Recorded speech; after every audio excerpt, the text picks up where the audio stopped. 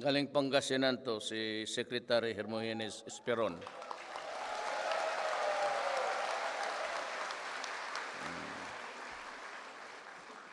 Panahon ni Arroyo, he was the presidential, tawag nila yung battalion group nila. Tapos nag-isang chief of staff siya. Nandito rin si Ambassador Aragon, kilala mo ninyo yan? Hindi nyo kilala, hindi na kayo makauwi. Secretary Aragon, tapos isa for the longest time sa TV.